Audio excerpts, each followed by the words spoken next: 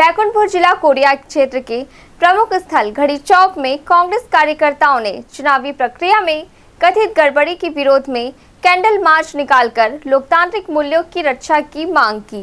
इस शांतिपूर्ण प्रदर्शन का नेतृत्व जिला कांग्रेस अध्यक्ष श्री प्रदीप गुप्ता एवं पूर्व विधायक श्री अंबिका सिंह देव ने किया।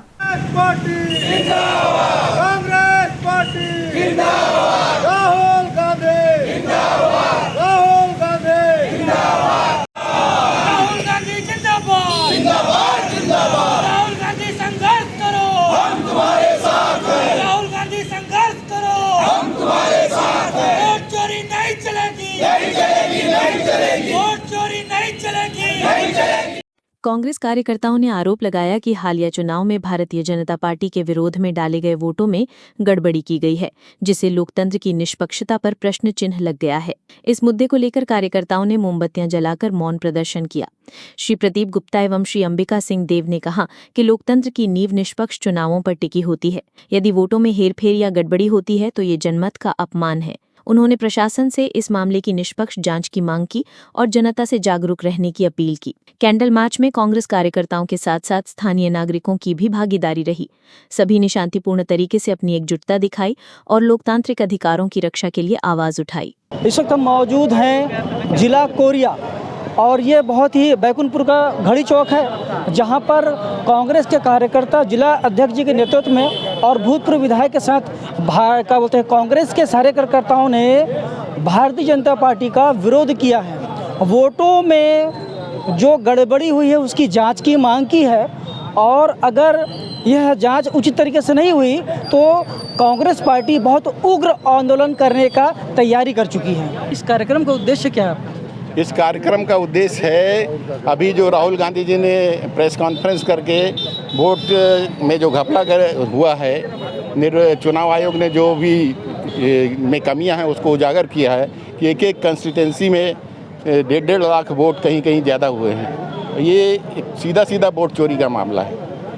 अभी जो चुनाव हुए 2023-24 में लोकसभा के, उसमें लगभग 40 सीटों पे ऐसी स्थिति है कि वहाँ पे वोट चोरी के माध्यम से वो सीट जीती गई। नहीं तो भारतीय जनता पार्टी की सरकार केंद्र में कभी नहीं बनती। उसी का हम सब विरोध कर रहे हैं और निर्वाचन आयोग से ये उम्मीद करते हैं कि ये अब सारे डॉक्यूमेंट जो हमारे नेता प्रतिपक्ष राहुल गांधी जी मांग रहे हैं उनको उपलब्ध कराएं, जिससे कि बाकी भी सीटों में जो जिस प्रकार की घपलेबाजी हुई है उसको उजागर किया जा सके। उसी को लेकर हम ये आंदोलन कर रहे हैं। शांतिपूर्ण हमारा आंदोलन है और पूरे ऑल ओवर इंडिया में, पूरे देश में आज 8 बजे कैंडल मार्च निकाला गया है। यदि हमारी बात की सुनवाई नहीं होती है तो पुनः हम उग्र आंदोलन करेंगे। उग्र आंदोलन का क्या रूप रहेगा? ये पार्टी के निर्देश के ऊपर रहेगा। तो आपको लगता है कि आपके इस आंदोलन से भारतीय जनता पार्टी पर कुछ असर पड़ेगा? देखिए, सत्ता में जो है उसकी कमियां हमारा बाहर करना विपक्ष का काम है, वो हम बखूबी कर रहे हैं और देश की जनता को ये बता रहे हैं कि कई सरकार कैसे चल रही है। पिछले 14 साल 11 साल हो गए उनको रहते हुए, तीसरा पंचवर्षीय है, किस प्रकार ये सत्ता में आ रहे हैं। जो लोग 400 पार का नारा लगा रहे थे वो 230 में अटक गए।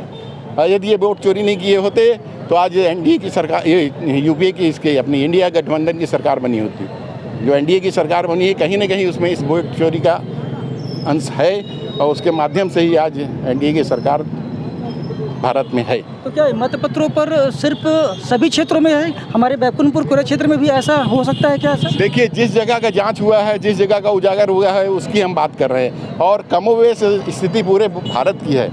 विधानसभा चुनाव में भी ऐसी परिस्थितियां हैं कि ऐसा कुछ हुआ है। तो जनता कहती है कि हमने कांग्रेस को वोट दिया है, हमारा कांग्रेस का प्रत्याशी उस सीट से हार जाता है, तो जनता का ओपिनियन जो है आता है कि हमने ये कैसे हो गया।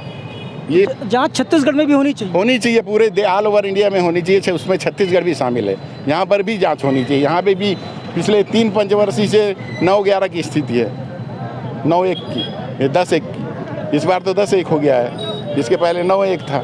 चुनाव आयोग से आने वाले समय में जो चुनाव होने वाला है उस पर अब क्या कहना चाहेंगे? चुनाव आयोग से यही कहना चाहेंगे कि ये जो उन लोगों को दिख रहा है, ये कांग्रेस का नहीं, ये एक जन आंदोलन है। हर गांव में, हर क्षेत्र के हर गांव में हर इंसान यही कह रहा है कि वोट हम देते किसी को हैं और जीतता कोई और है। तो ऐसे में चुनाव आयोग के लिए अब ये बहुत ज़रूरी है कि वो खुलासा करें कि वो क्या काम कर रहे हैं आज की तारीख में, और ये जो हेर फेर हो रहा है कैसे हो रहा है। CCN News 13 के लिए कैमरामैन विजय के साथ भगवान दास की रिपोर्ट।